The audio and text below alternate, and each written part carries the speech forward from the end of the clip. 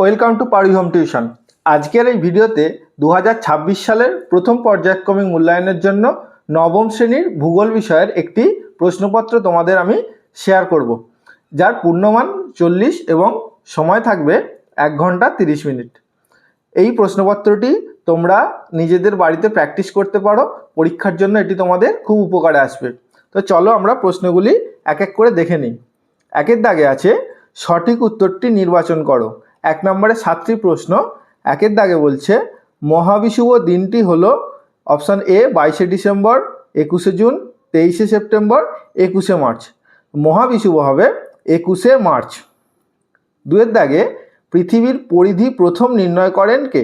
Aryabhata, Kepler, Eratosthenes নাকি Plato? এখানে সঠিক উত্তর হবে এরাটোস্থেনিস। 3-এর দাগে পৃথিবীর আবর্তন বেগ বেশি কর্কট ক্রান্তি রেখায়, মকর ক্রান্তি রেখায়, মেরুবিন্দুতে নাকি নিরক্ষরেখায়? সঠিক উত্তর হবে অপশান ডি, নিরক্ষরেখায়। 4-এর দাগে নিকৃষ্ট মানের কয়লার নাম লিগনাইট, বিটুমিনাস, পিট, অ্যান্থ্রাসাইট। নিকৃষ্ট মানের কয়লা হবে অপশান সি, পিট কয়লা। এবং যদি বলে উৎকৃষ্ট মানের কয়লা, সেক্ষেত্রে হয়ে যাবে অ্যান্থ্রাসাইট কয়লা। 5-এর দাগে বলছে ভারতের বৃহত্তম তৈলখনি। Option A Digboi, B Mumbai High, তারপর নাহারকাটিকা আর কাম্বে। এখানে সঠিক উত্তর হবে বৃহত্তম তৈলখনি মুম্বাই হাই বা বোম্বে হাই। এবং যদি বলে প্রাচীনতম তৈলখনি, সেক্ষেত্রে উত্তর হবে ডিগবয়। 6-এর দাগে মানবিক সম্পদের উদাহরণ হলো সূর্যকিরণ, বি শ্রমিক, অপশান সি জল, ডি মৃত্তিকা। মানবিক সম্পদ হয়ে যাবে অপশান বি শ্রমিক। 7-এর দাগে পৃথিবীর নিরক্ষীয় ব্যাস ও মেরু ব্যাসের পার্থক্য হলো 33 কিমি, 43 কিমি, 34 কিমি, 52 কিমি। সঠিক উত্তর হয়ে যাবে অপশান বি 43 কিমি। এরপরে 2-এর দাগে আছে শূন্যস্থান পূরণ করো। 4 নম্বরে 4টি শূন্যস্থান পূরণ। 1-এর দাগে বলছে ভারতের বৃহত্তম লিগোনাইট খনি হলো ড্যাশ। এখানে উত্তর হবে নেভেলি। 2-এর দাগে ইসরো এর সদর দপ্তর হলো ড্যাশ। ইসরোর সদর দপ্তর অবস্থিত নেপালের কাঠমান্ডুতে। 3-এর দাগে পৃথিবীর সবচেয়ে কাছের গ্রহের নাম কি? পৃথিবীর সবচেয়ে কাছের গ্রহ হবে শুক্র। 4-এর দাগে 23শে সেপ্টেম্বর তারিখকে ড্যাশ বলে। 23শে সেপ্টেম্বরকে বলা হয় জলবিষুব এবং 21শে মার্চকে বলা হয় মহাবিষুব। তারপরে দেখো 3-এর দাগে বলছে স্তম্ভ মেলাও। এখানেও 1 নম্বর করে 4টি প্রশ্ন, মানে 4-এ 4 প্রশ্নের জন্য 4 নম্বর রয়েছে। বাম স্তম্ভের সঙ্গে ডান স্তম্ভ মেলাতে হবে। 1-এর দাগে আছে নরওয়ে। নরওয়েকে বলা হয় অপশন এখানে সি নিশীথ সূর্যের দেশ। 2-এর দাগে ম্যাগনেটাইট। ম্যাগনেটাইট হবে একটি আকরিক লোহার শ্রেণী।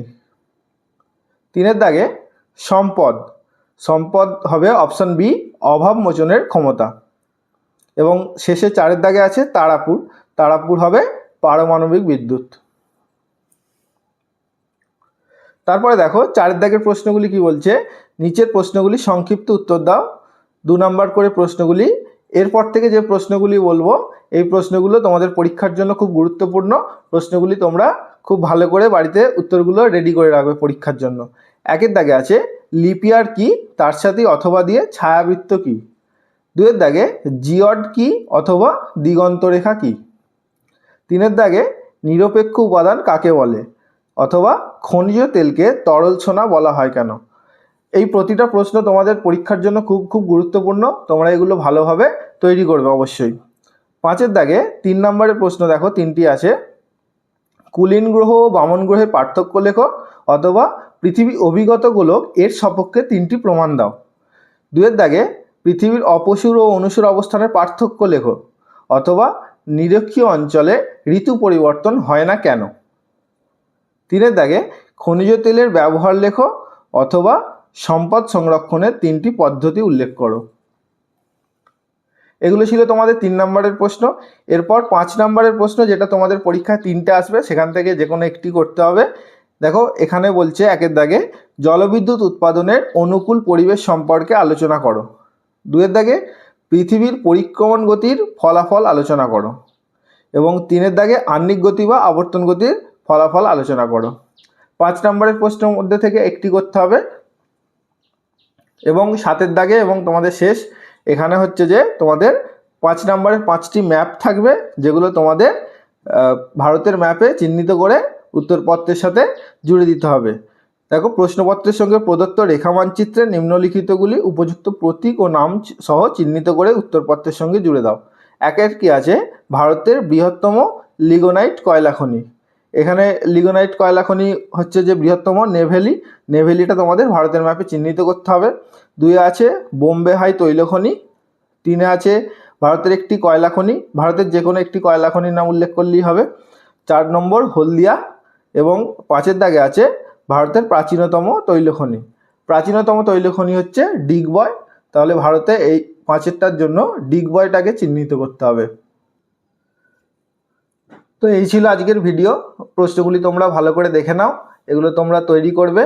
এছাড়াও যদি তোমাদের ভূগোল বইয়ের অনুশীলনী সমাধানগুলি দরকার হয়, সেই অনুশীলনীর সমাধানগুলো তোমাদের ভিডিও দেয়া আছে, তাদের লিঙ্কগুলো তোমরা এই ভিডিওর ডেসক্রিপশন থেকে পেয়ে যাবে। সেখানে ডেসক্রিপশানে গিয়ে লিঙ্কে ক্লিক করে তোমরা অনুশীলনীর সমাধানগুলো দেখে নিতে পারো। ভিডিওটি যদি ভালো লেগে থাকে ভিডিওটি একটি লাইক করে বন্ধুদের সাথে শেয়ার করবে, এবং তোমরা যদি আমার চ্যানেলে নতুন হয়ে থাকো চ্যানেলটি সাবস্ক্রাইব করে পাশে থাকা বেল আইকনটি ক্লিক করে রাখো, যাতে পরবর্তীকালে এই ধরনের ভিডিওগুলি আরও তোমরা সবার আগে নোটিফিকেশন পেয়ে যাও। এছাড়া যদি তোমাদের অন্য কোনো কোয়েশ্চেন তোমাদের দিতে হয় বা কোনো সাবজেক্টে সাজেশন প্রয়োজন হয়, তোমরা কমেন্ট করে জানাবে, আমি সেই ভিডিও তোমাদের দিয়ে দেবো।